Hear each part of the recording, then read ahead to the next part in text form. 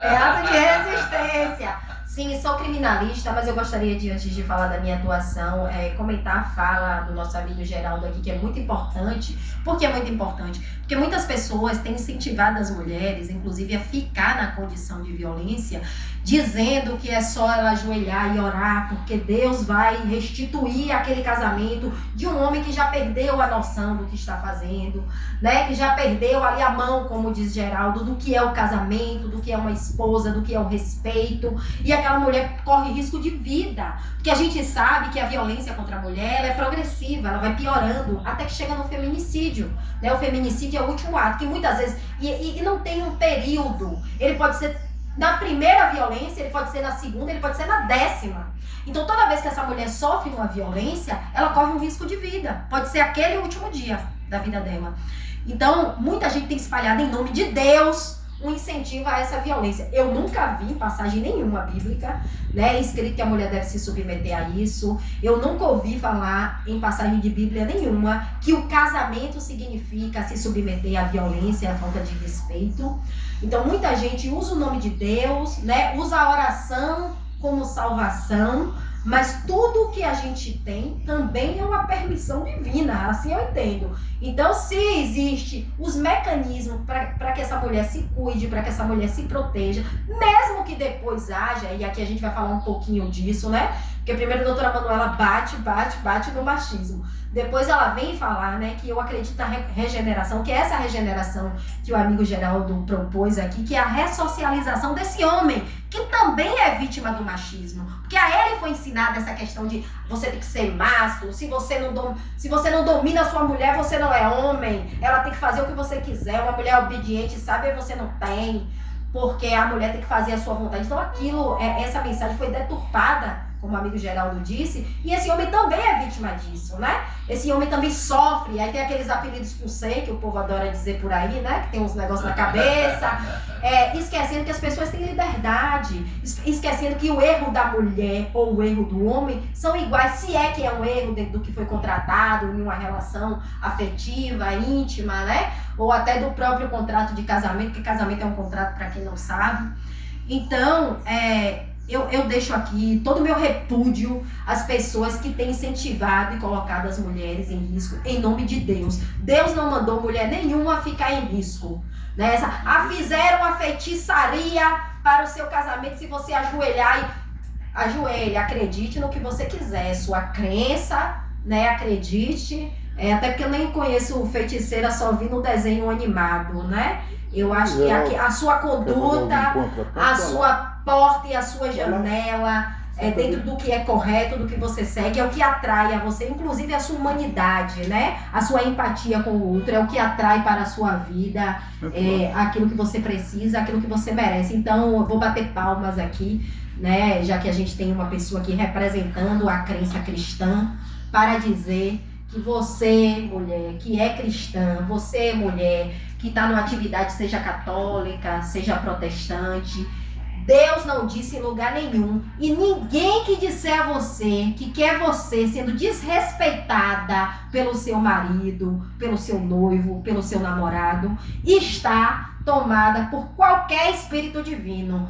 Porque quem dá um conselho desse, honestamente, é melhor ir ficar num lugar para apanhar, no seu lugar. Viu? Já que ela é tão ligada a Deus assim, seja homem ou mulher, e aqui a crítica maior às mulheres que deveriam estar protegendo suas irmãs, protegendo suas companheiras, né? Com certeza não estão tomadas pelo Espírito Santo nem por Deus, e sim por uma cultura machista que pode acabar com a sua vida. Mas é lamentável realmente, doutora, a progressão como está sendo a violência contra a mulher. Doutor Moacir, ele tem um contraponto aí, o Geraldo. Correto. Nós temos realmente visto a todo momento a violência, ao invés de diminuir, aumenta, né? Mas com a palavra, meu amigo Geraldo Fontes aqui para falar sobre o assunto. Fica à vontade, Geraldo. Eu concordo com o que a doutora falou. Porque na palavra do Senhor, ele nos ensina que o homem... Veja, o homem e a mulher, eles têm os mesmos direitos. Geneticamente, eles são muito diferentes, principalmente em força física. Mesmo que uma mulher faça musculação e ela fique muito forte, se você pegar um homem que também faz musculação, ele será mais forte que ela. Por isso que nos esportes nós temos as mulheres competindo entre elas e os homens competindo entre eles.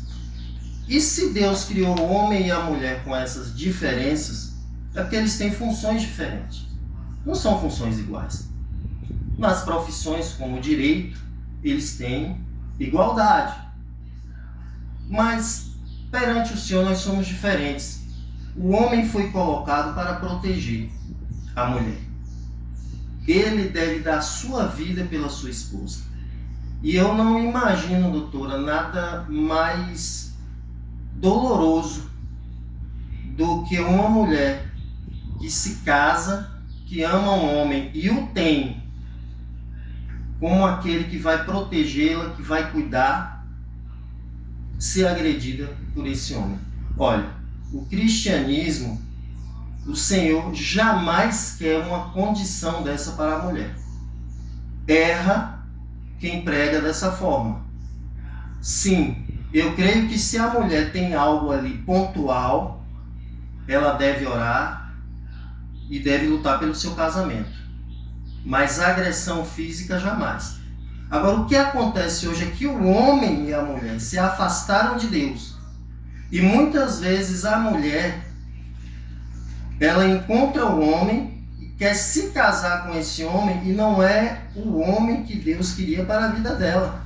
E digo mais, uma violência, ela nunca acontece de repente. Começa um relacionamento com todo amor e carinho, depois o homem dá um grito e ela aceita. E ela vai vendo um comportamento estranho e ela vai aceitando. E ela resolve casar com um homem desse.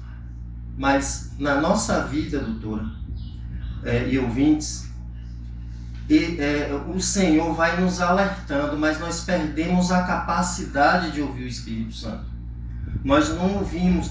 Quantas vezes uma vez eu andando de moto e tinha um carro à frente e eu resolvi ultrapassar e eu senti algo na minha mente que surgiu. Não vá. E eu não obedeci. Na frente daquele carro que era grande, uma caminhonete, vinha descendo outro carro e bati. Mas eu ouvi não vá. E muitas vezes quando aquele cara grita com você, você sente aquilo, um aviso. Olha, é um alerta. Então muitas vezes, por esse afastamento, essa desconexão com o divino, nós não ouvimos a voz do Espírito Santo que nos guia para que a gente tenha uma vida de paz. E uma paz que excede todo o entendimento. Então, eu concordo com a doutora, a palavra não diz que você tem que apanhar. Um homem, um varão de responsabilidade, um varão de Deus, jamais vai agredir uma mulher. E se esse diz que tem Deus no coração e agride a sua própria esposa, em Cristo ele não está. Cristo é amor e ele nos ensina não só a amar a nossa esposa, mas amar todos. E não é como a gente ama a nós mesmos, porque Cristo elevou.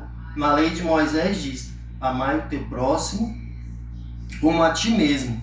Mas nós vemos que o homem é capaz de destruir a si mesmo em drogas, a destruir a si mesmo em relações perigosas.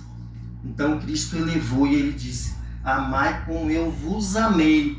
E Cristo deu a vida por mim e por você. Então é dessa forma que a gente deve amar a nossa mulher, é dessa forma que nós devemos amar o nosso irmão. E um homem de Deus, ele cuida. A mulher é para ser cuidada, respeitada como profissional. Ela é feita para ser amada e respeitada como mulher, como mãe. E o homem consciente, um homem cristão, um servo de Deus, vai ajudar a sua mulher a cuidar dos seus filhos, vai ajudar a mulher cuidando da casa, vai ajudar a mulher lavando um prato, porque se você quer ter uma mulher e não quer ajudar em nada, querido, você precisa ganhar e sustentar ela em tudo. Em tudo. Mas hoje as mulheres trabalham para ajudar o homem e o homem precisa trabalhar para ajudar a mulher. Amém? Isso é que a palavra nos ensina, esse é o comportamento. Agora, repito, nós precisamos voltar a essa conexão com o divino, a essa conexão com Deus, para que a gente possa ser conduzido pelo Espírito Santo.